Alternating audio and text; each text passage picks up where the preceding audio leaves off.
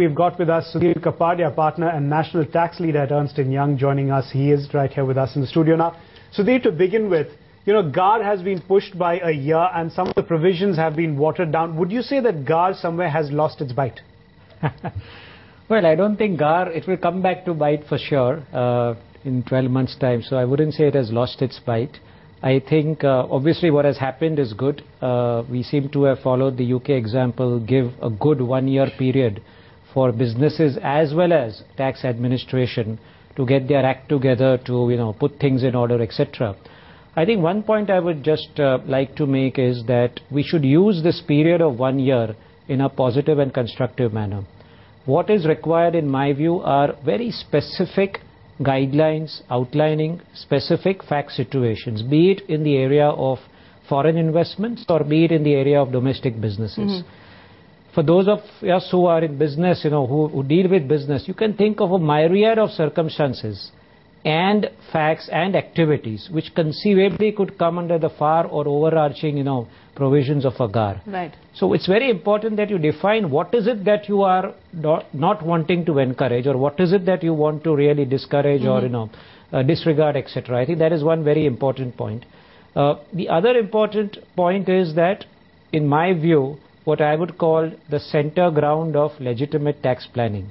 It's very important to protect that. It is very important to give that positive signal in the guidelines. This is a good step, but I'm saying in the guidelines, it should be made clear that where there is more than one option available to a taxpayer to adopt a particular course of action, just because the taxpayer has chosen an option which is, which is more favorable from his point of view, that cannot be a subject matter of a GAAR attack. I think that's very critical. Okay, can we just, sort of talk about the specifics then? The fact that the onus now to prove whether or not a deal perhaps was forged to, evade tax is now on the taxman as opposed to the taxpayer. How much of a big deal is that? A big relief? No, it's a big deal because under law, it's very important that the who has to discharge the onus in the first instance.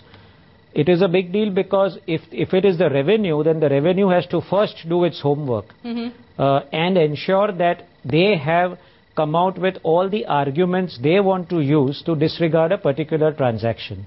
That gives an opportunity to the taxpayer to respond to what is in the minds of the revenue rather than vice versa. So I think that's the second very important point, since you brought that, and which was there in the Parliamentary Standing Committee, is on the independence of the advisory panel, the GAAR approving panel.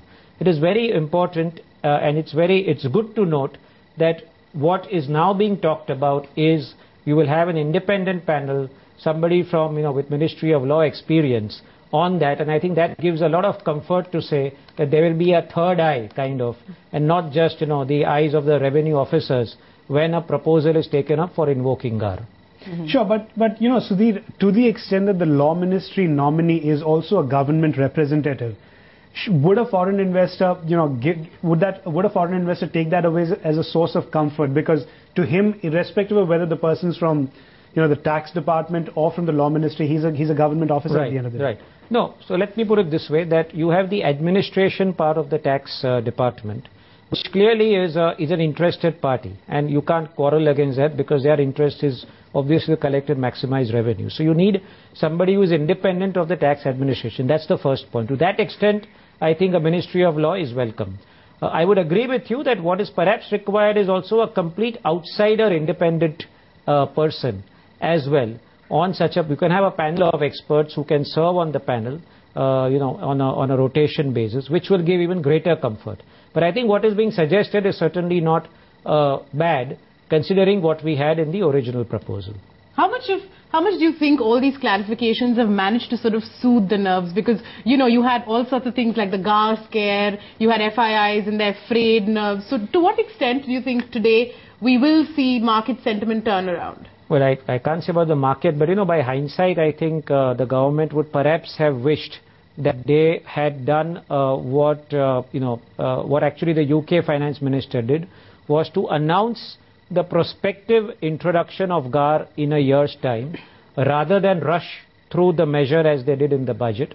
So talking about soothing the nerves, obviously it did create a lot of uncertainty initially.